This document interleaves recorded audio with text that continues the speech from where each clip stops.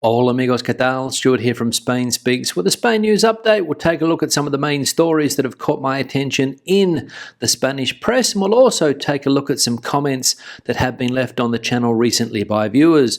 Before I begin, a huge thanks to all of the people that have supported the channel in recent times, whether it's by buying me a coffee through the Super Thanks option on YouTube, longer term supporters on Patreon, channel members of this YouTube channel. Thank you very much everyone for your support. Now, straight into the news, and one main story dominating every press outlet in Spain at the moment, and that is the possible return of Spain's #1 fugitive Carles Puigdemont to the country. However, according to one newspaper, the government has been trying to convince Mr. Puigdemont not to come back to Spain for the last couple of weeks. As we can read here, the PSOE, Socialist Party of Spain, travelled to Switzerland to convince Puigdemont to abort his return.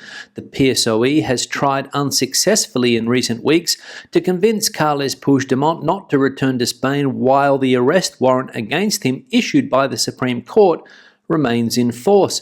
Senior party leaders have sent continuous messages to the former Catalan president to prevent him from bursting into Salvador Illa's investiture plenary session as proposed and causing his arrest and immediate imprisonment, as the High Court considers that the crime of embezzlement is not exempt from the amnesty. As El Mundo has learned, one of the latest attempts by the socialists to prevent the return of the Junts leader took place at a recent meeting between the two parties in Switzerland. So there we go, Mr. Puigdemont planning his return to Spain. He wants to come back for the investiture session for the Catalan socialist leader, Mr. Salvador Illa, and spoil that party, of course. And the PSOE party, the government party, trying to prevent this from happening. So more Spanish taxpayer money, no doubt, being spent on this, those trips to Switzerland to try to convince Mr. Puigdemont not to return to Spain. And is it just me, or do Spanish governments, this one in particular, spend a lot of taxpayer money on absolutely ridiculous things? Money that could be spent on other things to fix the country's real problems. But again,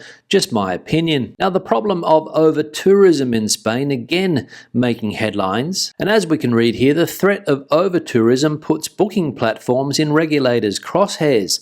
The social unrest caused by over-tourism has put booking and rental platforms in the crosshairs of European regulators.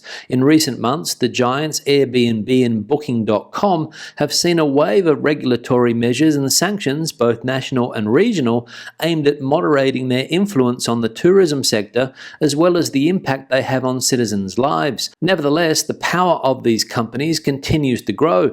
During the first quarter of 2024, bookings through Airbnb, Booking, Expedia, or TripAdvisor rose by 28.3% compared to the same period in 2023. In this context, authorities in cities such as Barcelona, Berlin, Florence, and Paris have decided to get ahead of Brussels and take action, dividing those who are favoured by this situation and those who want to regulate it. So there we go, some of the big accommodation booking platforms in the world, for example, Booking.com and Airbnb in the spotlight as governments in various European countries crack down on their business model. And again, it seems that politicians have arrived late to this party. Why didn't they crack down on these platforms before? That's the question. We have to wait until there's social unrest before politicians act?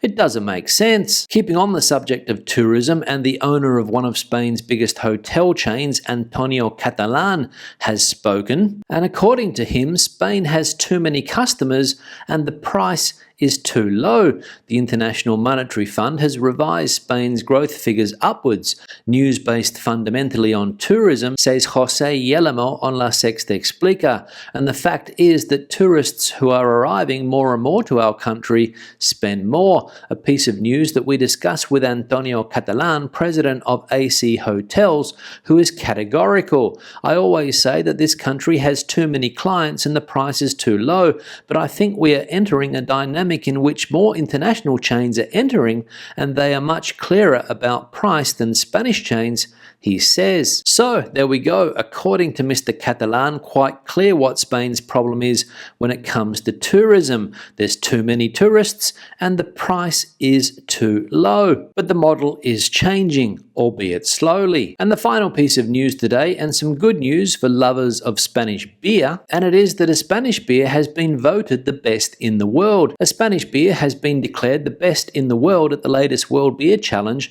and it has done so with a spectacular score of 100 out of 100. It is the Aragonese beer Amber Especial, which won its prize in the International Lager category at the event held in the Portuguese city of Estoril. The jury, made up of 125 experts from 29 different countries, awarded the gold medal to this beer, highlighting its uniqueness in the brewing process with freshly ground hops that keeps the aromatic profiles intact and gives the beer its bitterness, extending its freshness for longer. And here's the beer in question, Amber Especial, which is readily available in many supermarkets throughout Spain. So if you want to try it, pick yourself up a bottle. Now let's have a look at some comments that have been left on the channel recently. One here from Jilly. I want to go to Murcia for 3 months. I'm trying to find a long-term let but can only find Airbnb. I don't want to take housing from the locals, but what alternative is there?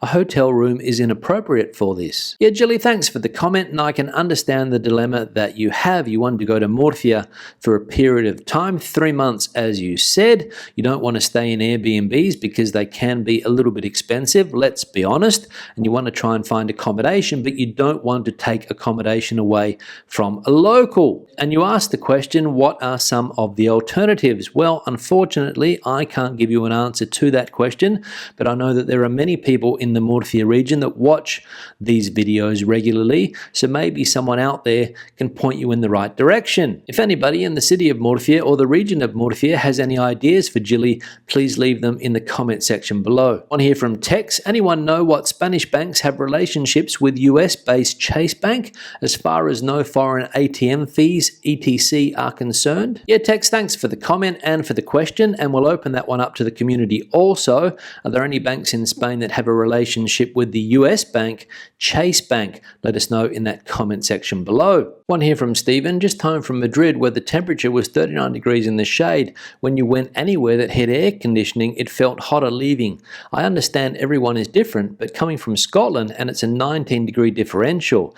It was a different heat than coastal Spain, but I chose to go there, and not every place had air conditioning, but I chose to stay in those establishments, and the price of electricity to run air conditioning, I chose the cheaper price of refreshments. Yes, Stephen, thanks for the comment, and I think I understand what you're trying to say there. Even though you lost me at the end, I couldn't understand that part of the comment, and a few commas and full stops every now and again would have come in handy also. But you're right, it has been very hot in Madrid for the last couple of weeks or so. I think around the 37, 38, 39 degree mark almost every day, and that is a big difference to the temperatures that you are used to in Scotland. But luckily in Madrid, most places, for example shops, bars and restaurants, have air conditioning, so you can find some relief from the heat. And the difference between Madrid heat and coastal heat in Spain is that Madrid heat is very dry and coastal heat in Spain is full of humidity. That's the main difference. One here from Barry. Update on the new Spain football season? Yeah, Barry, thanks for the comment, but unfortunately you're in the wrong place if you want news about Spanish football,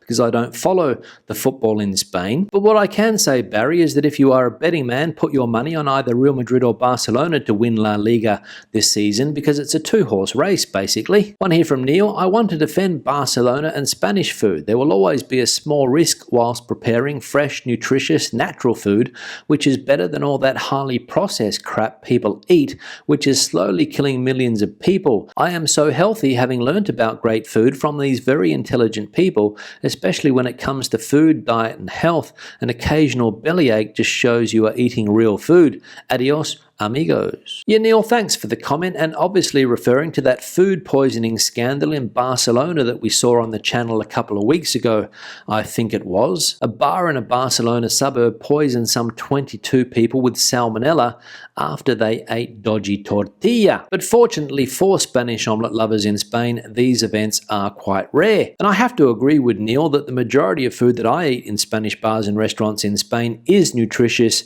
it is natural, and it's fresh. fresh. And the Mediterranean diet, which is the diet that the majority of people in Spain follow, is a healthy diet. So thanks for the comment, Neil, and some good advice in that comment when you say stay away from processed food if you can. And the final comment here from Anthony: I don't see any 77-year-old eating and then running. Yeah, Anthony, thanks for the comment, and related to an article that we saw in yesterday's live stream about how a 77-year-old British man and his 5 female companions refused to pay a €12,000 restaurant bill in Ibiza. The restaurant, of course, called the police, and the 6 people were arrested and taken away. Their excuse was that a 7th person booked the restaurant, ordered all the food, but did a runner before the bill came. But the police didn't believe that side of the story. And here we can see a picture of the 77-year-old in question and his female companions as they're being taken off to the police station. And thanks to one of my Patreons, Fred, for sending me a link to that picture. So a strange story, because let's be honest, it must be difficult to spend €12,000 in a restaurant. I mean, what type of alcohol and food do you have to buy to get a bill like that? But also because it involved a 77-year-old gentleman and 5 women under the age of 40 from 3 different countries. So not sure what this bloke was up to. I don't want to sound ageist, but a very strange story indeed. On that note, I'll wrap the video up. Questions and comments, please leave them in the section below. If you have anything to add to the conversation today, the comment section is the place for you. Give the video a thumbs up if you liked it, thumbs down if you didn't. I'll see you in the next one. Hasta luego.